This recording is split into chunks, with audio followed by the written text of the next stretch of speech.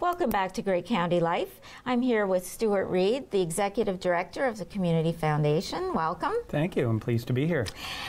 We have a lot of things to talk about regarding fundraising and money and grants. Yes, and community well-being. Yes, all kinds of things.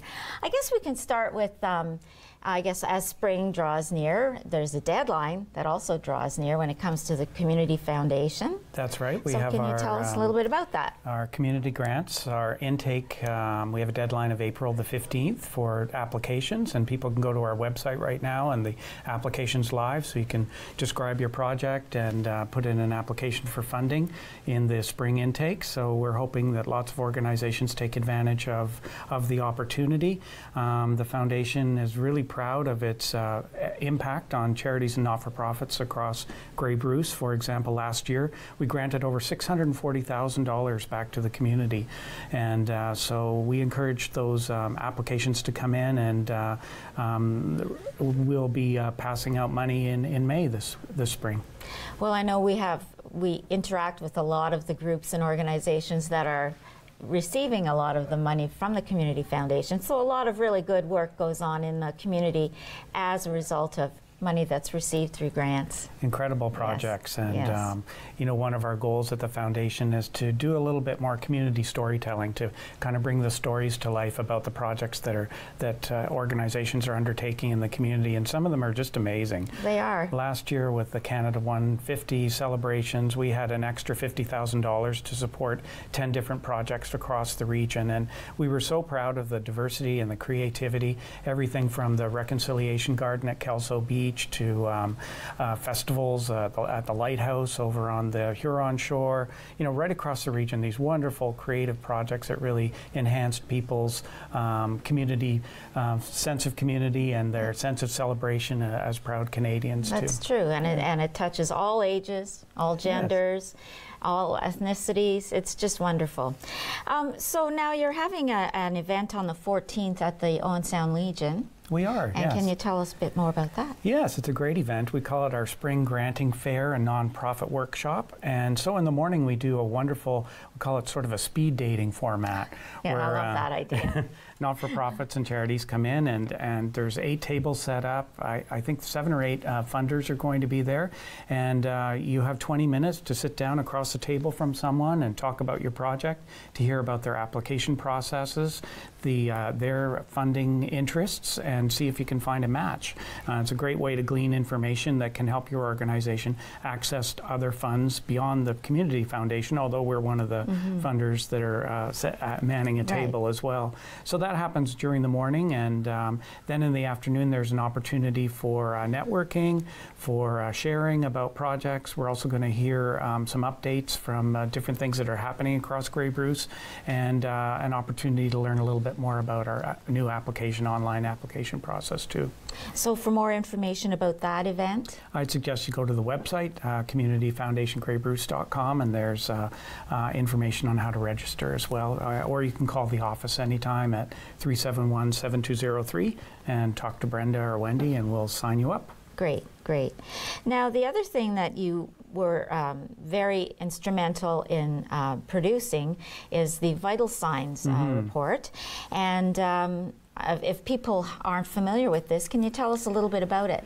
Well, our Vital Signs report was issued in October of 2016, and it's sort of a look at different indicators of community wellness. So things like arts and culture, education, lifelong learning, living standards, the environment, and community connections. How's our sense of belonging and inclusion?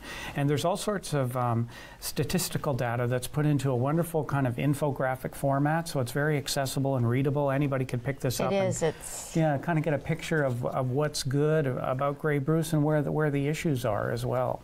In this report, we've been taking it around to community leaders and municipal governments to talk about this as sort of a report card, kind of an agenda setting tool for people in our community to draw attention to things that we might want to focus on to improve. One of the compelling statistics in here was about youth retention in Grey Bruce too. On average, less than 60% of Grey Bruce youth do not expect to find a job or live in the region after school. That's kind of a startling thing. That's not And great news. Not particular to Grey Bruce. That seems to be in communities across Ontario. Often youth leave to go to another place to explore and spread their wings and go follow an education pathway. But last November we convened two vital conversations, we call them, with area youth to talk about that issue and other things, just about their sense of life in Grey Bruce and what the issues were for them.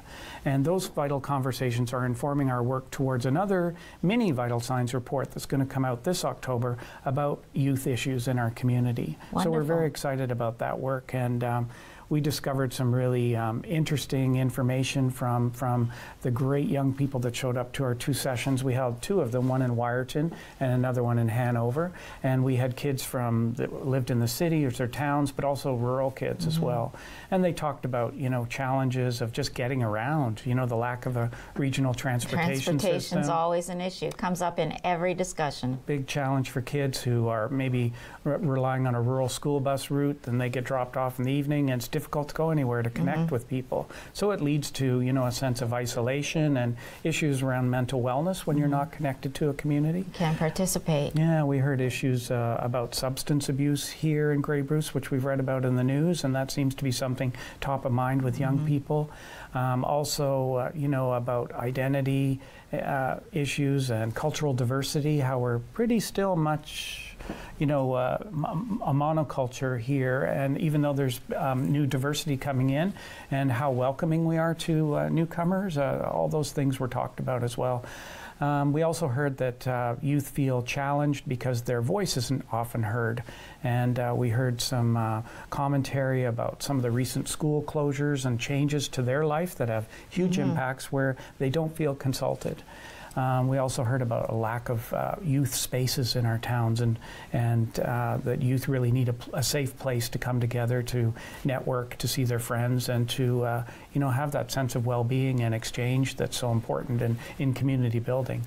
So all of those things we're going to be building on in continuing our consultation with some of the young people that participated in the two vital conversations. And we're hoping that that's going to shape a report that's really going to have some meaning and some impact, further illustrating what youth would like to see in terms of improving their quality of life while they're here.